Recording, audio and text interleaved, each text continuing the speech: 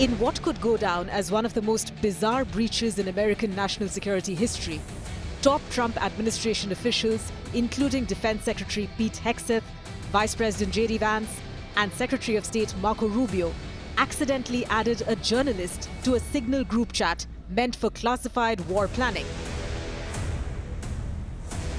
The journalist, Jeffrey Goldberg, editor-in-chief of The Atlantic.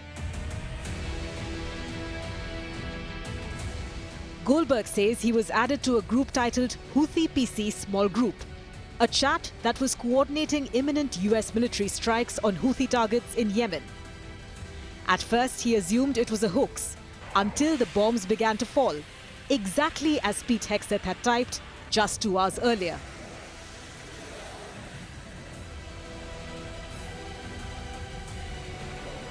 The chat contained detailed operational information, timing of strikes, weapon systems, even discussions on messaging strategy.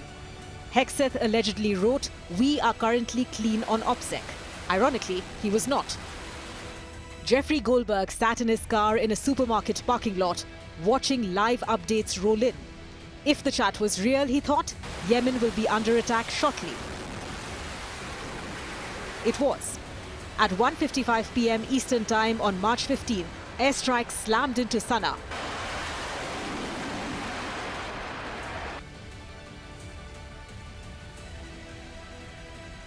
The White House has confirmed that the message thread appears to be authentic, calling it a demonstration of deep and thoughtful policy coordination.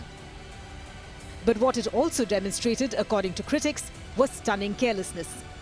CNN interviewed Goldberg, who said it bluntly. No, that's a lie. He was texting war plans. He was texting attack plans.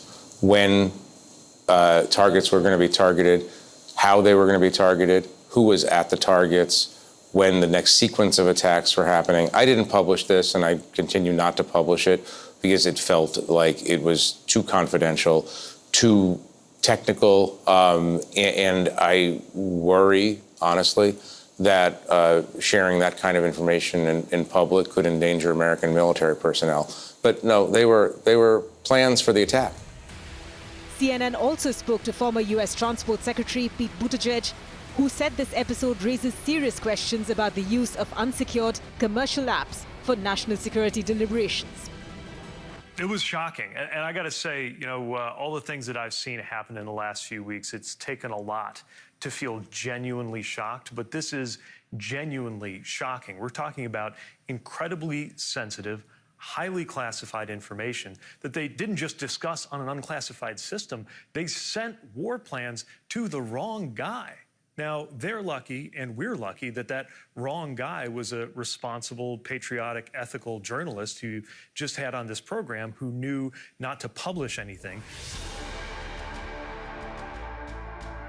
Legal experts have raised red flags. Some say the act may fall under violations of the Espionage Act. Others point out that Signal is not authorized for classified information.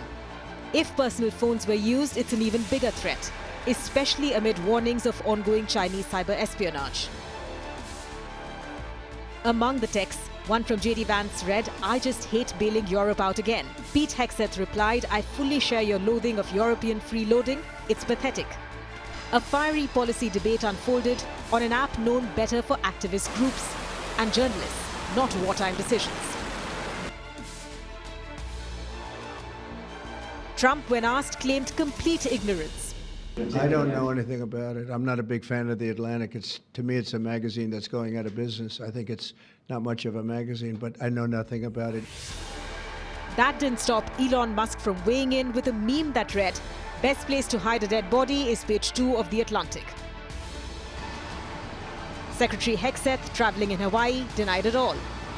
Nobody was texting war plans, and that's all I have to say about that. But screenshots from Goldberg and subsequent strike timing suggest otherwise. The irony is that many of the same officials, including Hegseth, had publicly lambasted Hillary Clinton for using private email servers. Now, they are using Signal to coordinate real-time military attacks, with a journalist silently watching. Clinton reposted the article with one line, "You have got to be kidding me." So far, no disciplinary action, no firings. The administration says an internal review is underway. But with live war plans leaked, intentionally or not, the bigger question remains: how secure is the new seat of power when the war room is just a group chat?